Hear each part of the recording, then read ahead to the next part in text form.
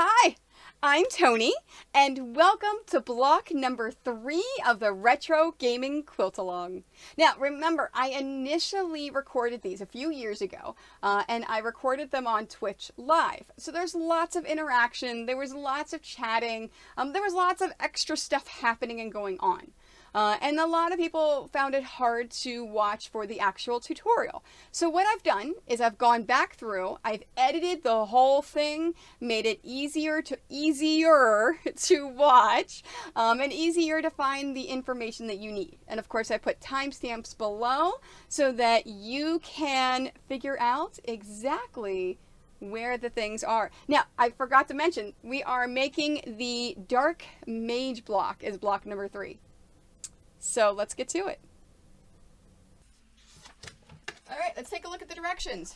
It says, if this block is being made as part of the Retro Gaming Revival Quilt, use the following strips from previous blocks and do not cut additional strips of them. So we need 1 black from the hunting dog. So here's my hunting dog block. And I'm going to go in and find the leftover black piece. There's only the 1 piece, right? Yes. Okay, so I've got that. Alright, so I don't need blocks 1 or 2 anymore, so I can set those aside. Thank you, Monkey. I appreciate that. Hey, Minion Mama, how are you today? Alright, so as I'm cutting my fabrics, because I took away 1 of the black 2.5-inch strips, that means we're not going to cut 1 of them. So we need 3 2.5-inch strips. So that means I'm only going to cut 2. We don't have to cut 3 if it's part of the quilt aLong because we've pulled the previous strip in order to do that. Okay, so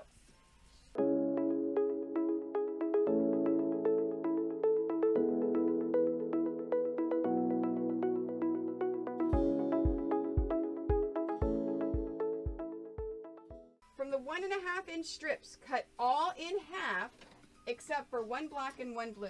Now, if you are using a fat quarter, so if you're using a fat quarter, because if you're not doing this as part of the quilt aLong, there's instructions for how to do it as a standalone. So if you're using a fat quarter for any of these colors, at this point, when it asks you to cut them in half, don't cut them in half because you've already cut double the number. So in this case, we want 1 black and 1 blue, not to be cut in half. Everything else is cut in half. And how we're going to cut it in half is I'm going to open it up and just cut right there. So I cut it right here, so I now have 2 pieces of fabric. So I'm just going to take these. Oops, don't want to cut them in 4s. Let me open them all up.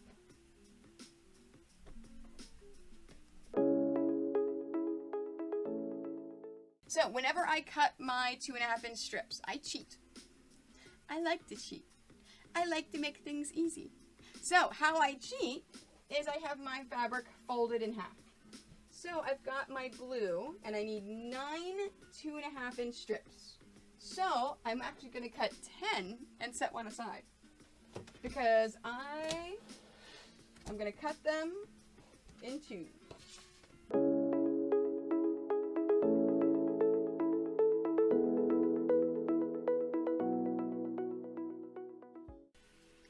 Page 1's done.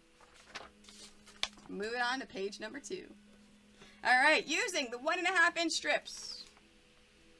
So, the right sides together for each of the following combinations. Alright, so let's get all of our things out for the combinations we need. Of course, we need the blue to the black strip. Half blue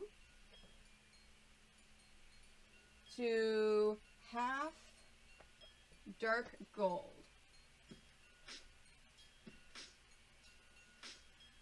Okay, there's a dark gold.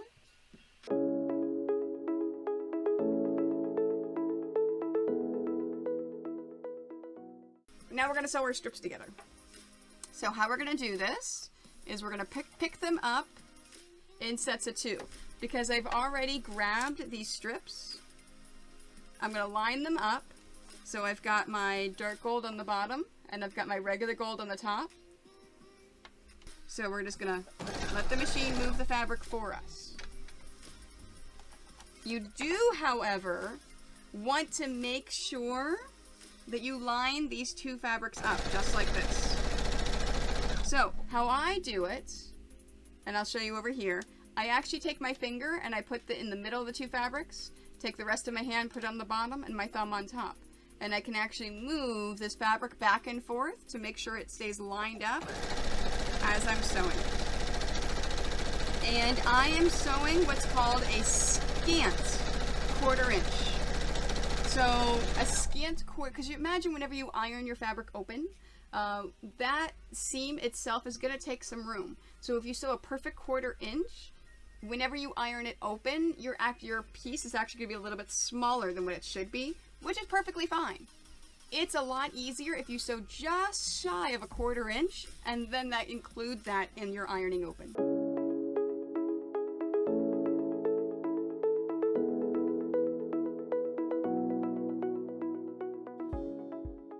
So now we're going to cut these strips in half.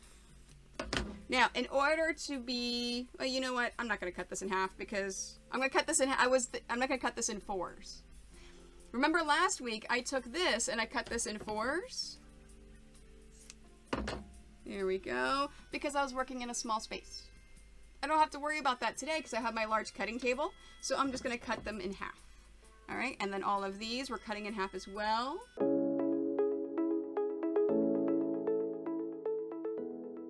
So what we're going to do is I'm going to take each of these strips. The directions, the way the directions are worded is iron each half of the strips in opposite directions.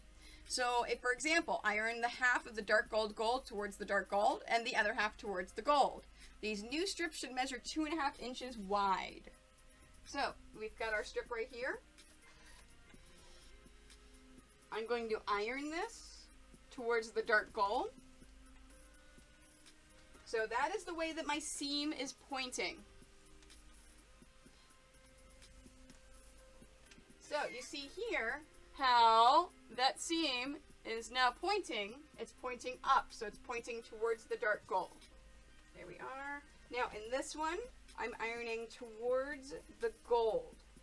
So I have the first strip was towards the dark gold. That one's towards the gold. So now I'm going to take this and I'm going to lay it on top of each other.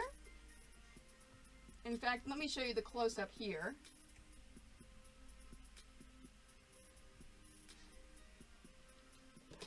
So I have my gold on top, my dark gold on top, my gold on the bottom. Same thing, dark gold on top, gold on the bottom.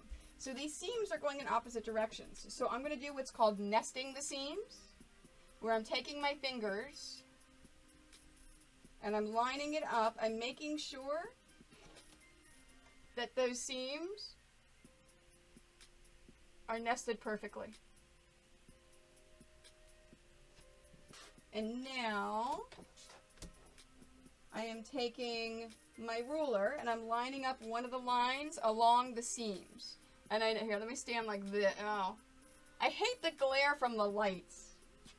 So there is a seam right here that I'm taking one of those lines and I'm lining it up.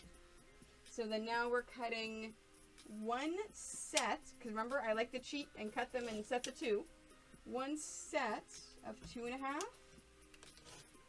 and one set of 1.5. And that's it. We'll take that. Oh, let me put that over here. This can go in our pile of leftover fabrics up there. That is trash. And then I'm going to open these up. So I have a pile here of going towards the gold and a pile going towards the dark gold. And I'll separate them out and then set it aside.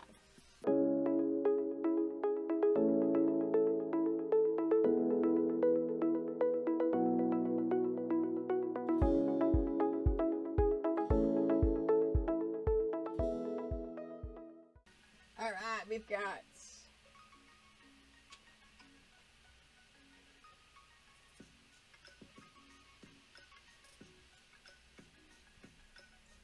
2. Great. So what I'm going to do when I lay them out, I'm going to group them up in groups of 2. Because I'm going to pin and sew together this group of 2. So as I'm laying it out, I can actually lay more pieces out. And it's a lot easier and more efficient for me whenever I go to actually pin it and sew it. Next is this one. And then this is the regular gold, right? Yes.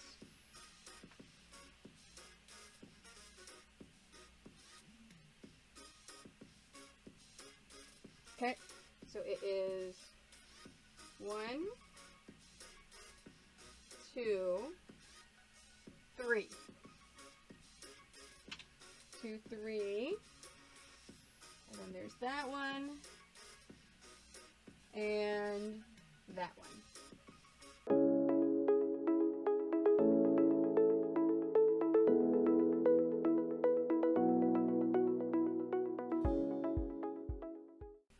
Oh, I forgot to mention when I was talking before, whenever I talk about going towards, when you're laying your pieces out, you always want to make your seams opposite.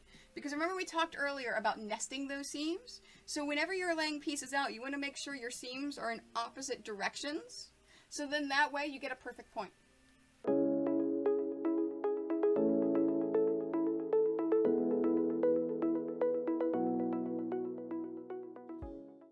So you should have a few pieces left over. You should have a blue gold combo, a blue dark gold combo, a gold dark gold, and a black and blue. So just take these pieces and set them aside with the extras over there. You may use them in future blocks. All right, sew together the one horizontal piece, this lovely piece right here. There are no seams on either side, so it does not make a difference which way we sew this to have the seam point in the direction. So I'm just going to take this and flip it up because it's easy. Yeah, you have to, I know, I always put a pin in right there where the seam is, so I put a pin at the seam, but then I also put pins on the edges. Okay, so let's do this.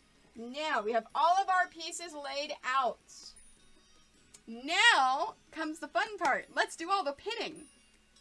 All right, so these arrows tell us the direction to pin. I'm going to start from the bottom and work my way up. So on the bottom, it goes to the right. All right, so we're going to take this right piece, flip it over this left piece, and pin it in place. There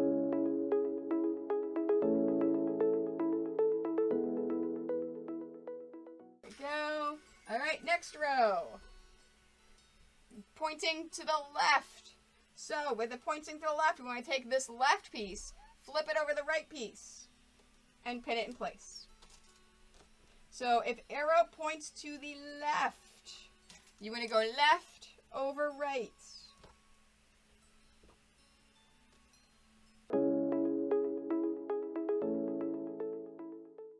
And we have a lonely little piece. It's a lonely little piece all by itself. So we're going to take this lonely little piece, we're going to put it right here. And we're going to make sure that we incorporate this lonely little piece at the next pass. So every single time I go through and I do a sewing, I call those passes. All right, so the third row, we're going to the right.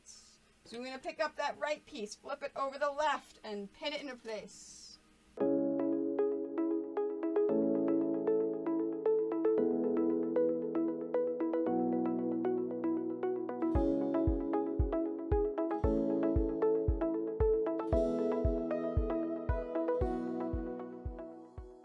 So I'm going to sew them, like I said, with a scant 1/4 inch. So this is my piece of metal right here.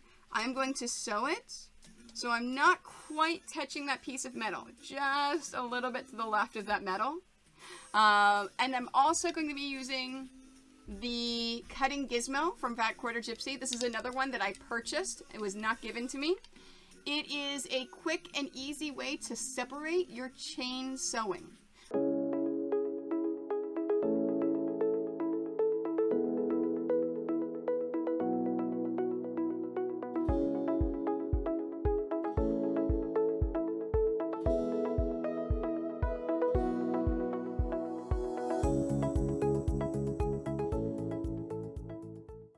So what I'm going to do, this is my stack, right? My stack of fabrics. I'm going to go from right to left and lay each of those pieces out.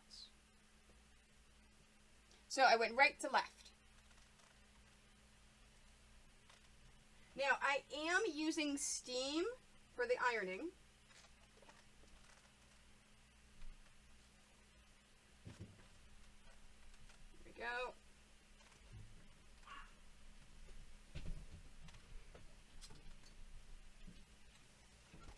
And then I'm going to go left to right.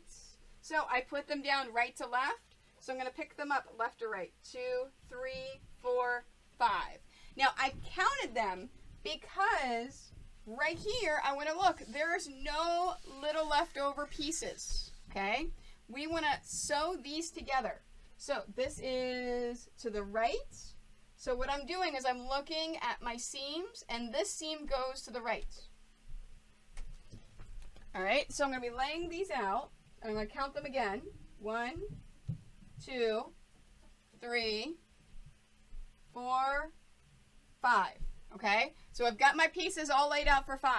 What I'm going to do is I'm going to pin these together going towards the right.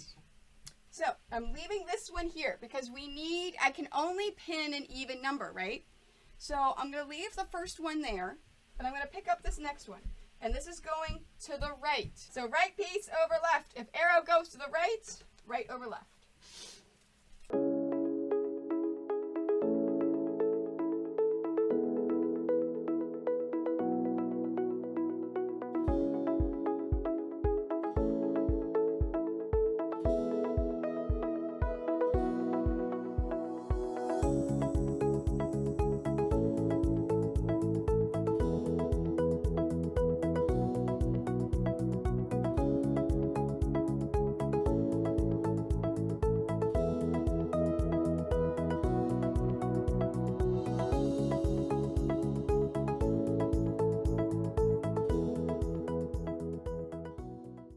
The most efficient way to sew this is flip both of the sides in on the middle and then pin it.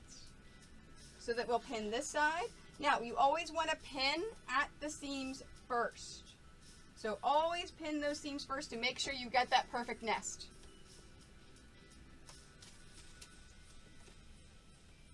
And then we're going to flip it around the other way. And pin that center one first.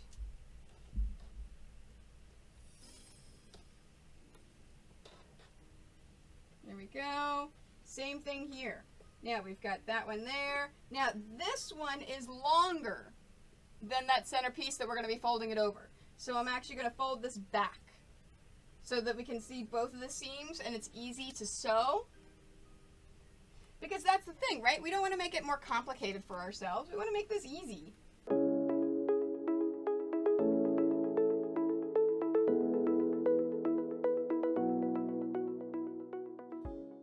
Our rows are done! We just need to sew the final ones. So I'm going to group these up. Just like I grouped them up in 2s before, we're going to group them up in 2s. Now, in this case, so 9, 8, so row 7 and 6. For 7 and 6, this is a 3, this is a 2. So we want to sew this first. And you'll see why whenever I do the sewing. There we go. And then that one last but not least. All right, let's do some sewing.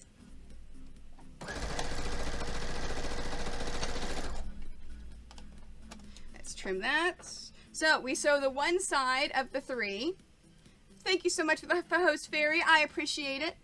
Here's our second one. Now, because we're doing a 3 back and forth, we're going to take this first one and we're going to flip it around and now sew the other side of it. Same thing with the second one. We're going to take it, we're going to flip it, and we're going to sew it. So now we've got both of our sides. All right, let's grab our next one.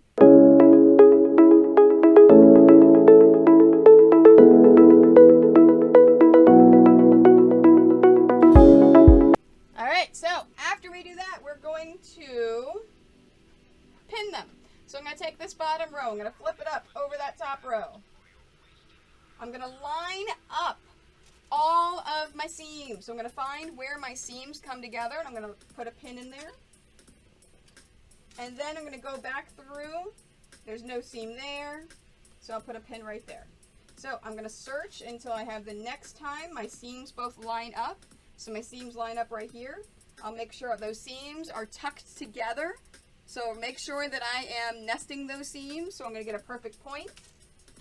And then I'm going to stretch this fabric a little bit to make sure this lays out, and put a pin in that seam that's underneath. Oops, I didn't catch it. Look, I don't think I caught it. Let me catch that seam. Yep, right there. There we are. All right, same thing. We're going to look forward. We've got a pin in there.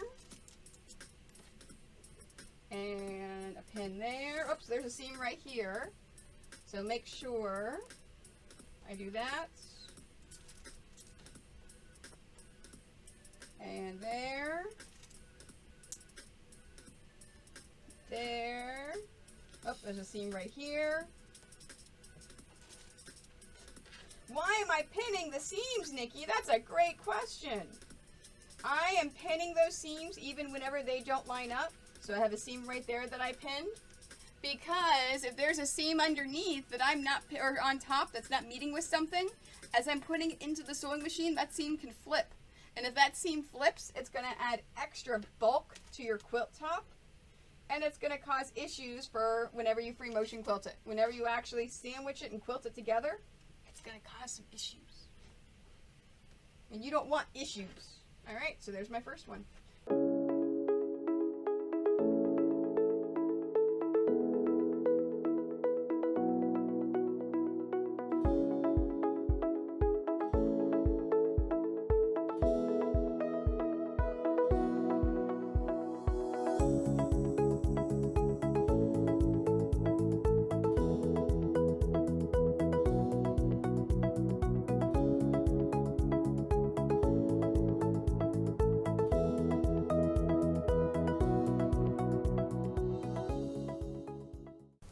And that's our Dark Mage block.